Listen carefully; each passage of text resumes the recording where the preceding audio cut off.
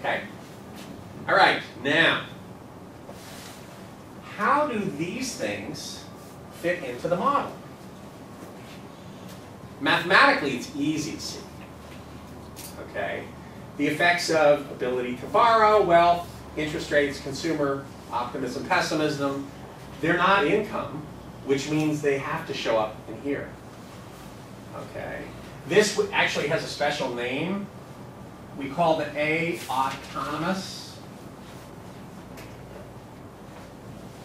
Autonomous consumption, consumer spending. Autonomous just means independent of income. So it's everything else, independent income. Okay, so the stock market fell substantially over the last 2 days. My 401k is now worth less than it was. So all that talk about me retiring, it's out the window right now. Okay. It fell that much. Are you exaggerating? I'm exaggerating. Okay. It fell a couple percent. Come on. Okay, now, what is that going to do to my spending? Our spending, collectively? Alex? It's going to go down, right? Okay, because if I can't retire, maybe I need to save a little more. And so I'm going to cut back on my spending. I bought a box of wine this week, you know, which is a lot cheaper than buying bottles. Okay. I said I'm doing a good thing here. I'm saving money. Okay, now, if this was our income before the stock market fell, and this is our income after the stock market fell, but we're spending less money instead of this amount of consumption, maybe it's this amount of consumption. Consumption has fallen, income has not. How do we explain that on the graph? Phil?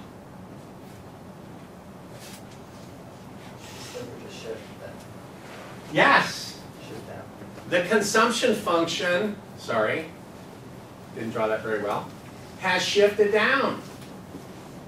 Okay? Anytime autonomous consumer spending changes, anytime the vertical intercept on the graph changes, the curve's shifting.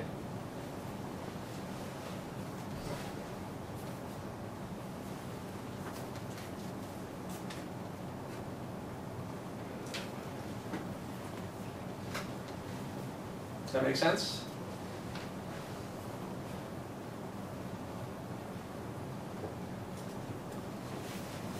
I'm going to pretend that by saying nothing you mean, yes, it makes sense. Yes? Sure. Stock market falls, we feel poor, we decide, regardless of our income, my paycheck is the same as it was earlier in the week, we're going to cut back on our spending. So the whole curve shifts down. Okay? This was a very good job.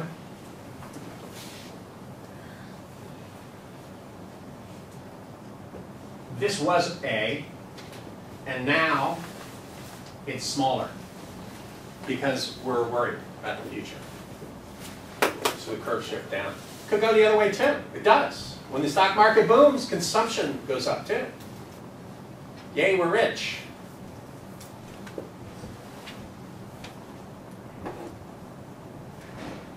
Why did consumer spending go crazy during the 90s and even into the 2000s?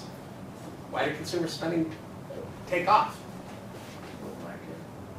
Because the stock market was booming and people were feeling rich.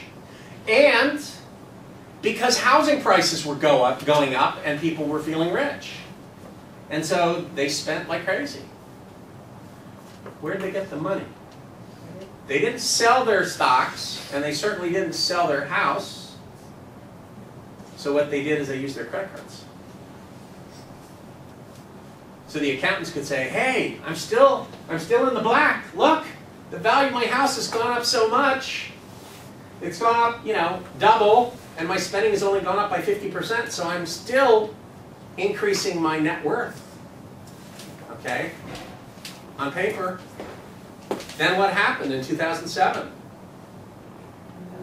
The housing market tanked, and all of that value in the houses evaporated. Not all of it, but 50% of it evaporated. But what happens to your debt? It doesn't evaporate. You still have to pay it back.